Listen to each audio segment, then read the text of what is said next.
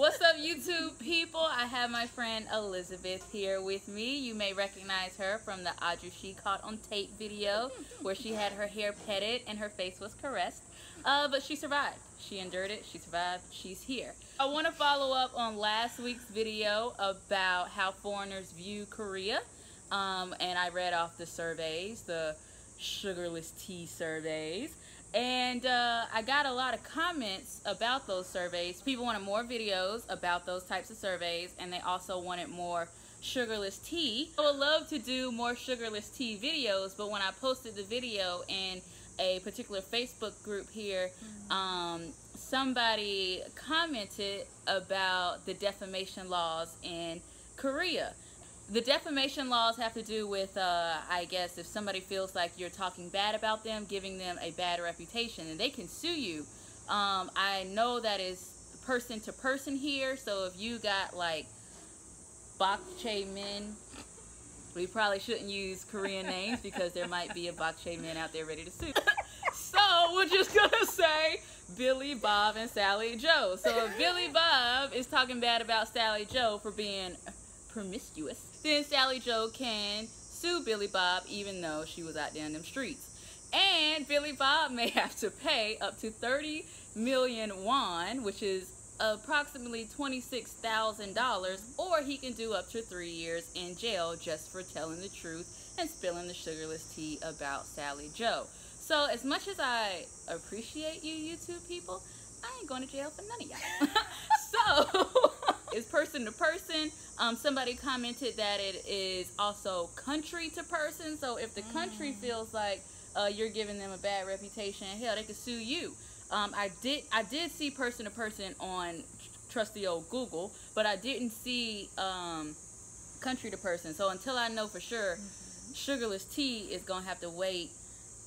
Like the series will have to wait until like later in my contract when I kind of don't give a damn. So I'll just keep putting up honest, truthful videos, but I may not do a true sugarless tea series until later.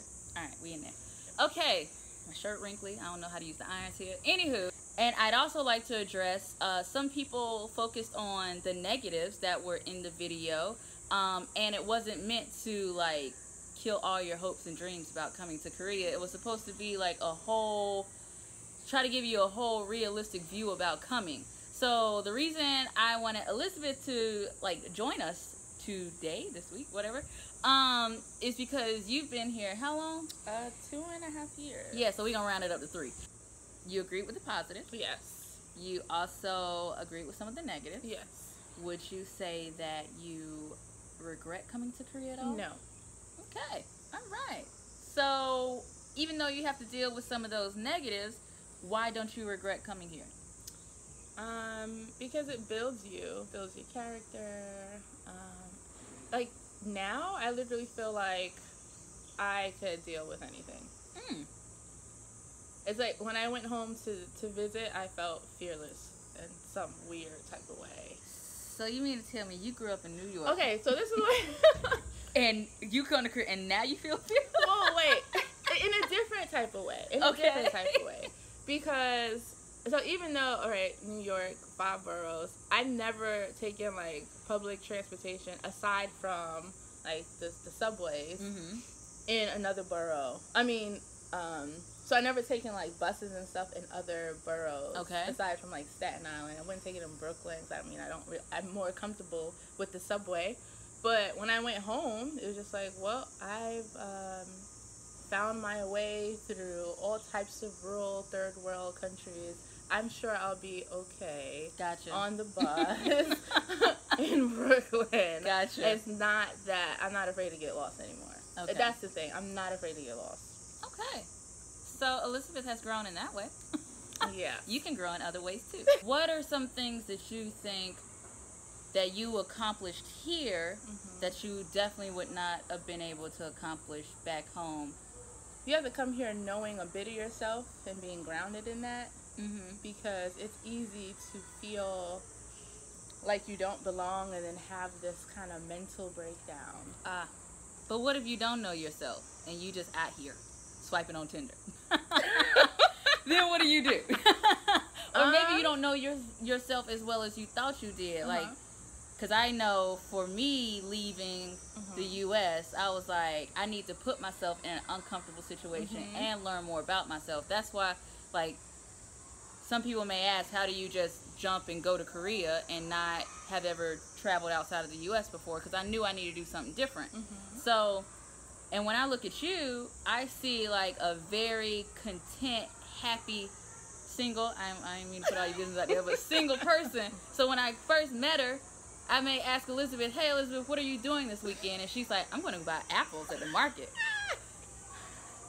Well, I'm trying to get a Tinder date.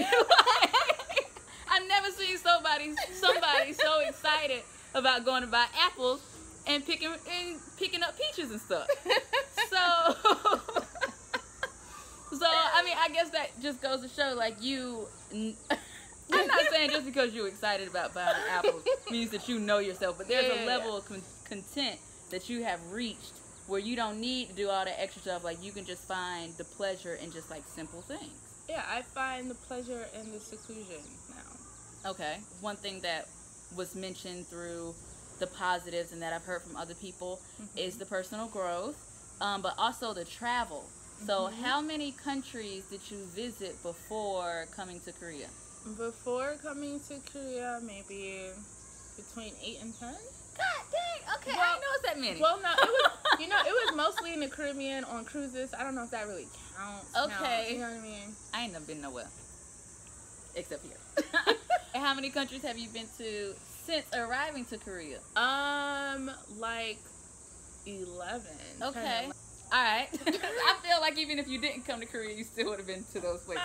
So for people like me, who before coming to Korea didn't really travel like that, you still have opportunity to travel here in Korea. So for October, I've already booked my trip to Taipei. Taipei, Taiwan. We going together. Okay, yeah, we going. So that sounded so weird.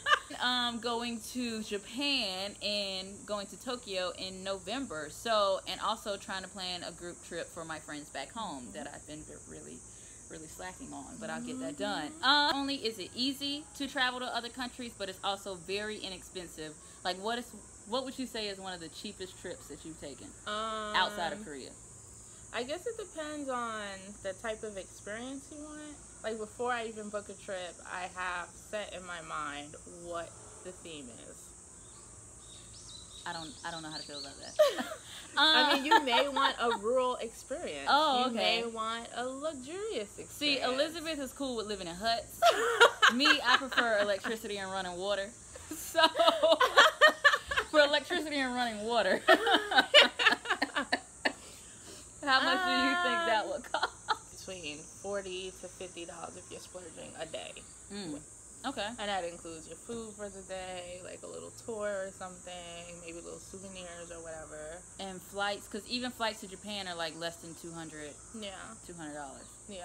So, yeah, you can make it happen. So yeah, like I said, this video was not, or last week's video was not meant to discourage people about coming to Korea. It was just trying to get you, I guess, a bit more mentally prepared, so you won't have that mental breakdown.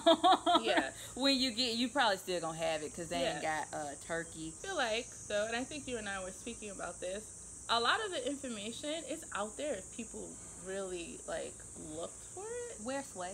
I mean, I knew most of this stuff before I came, but I think you suppress a lot because you have an idea in your head of what it will be for you. Gotcha. Like, you might see a dating in Korea and be like, oh, that's not going to be me. And then you get here and be like, damn.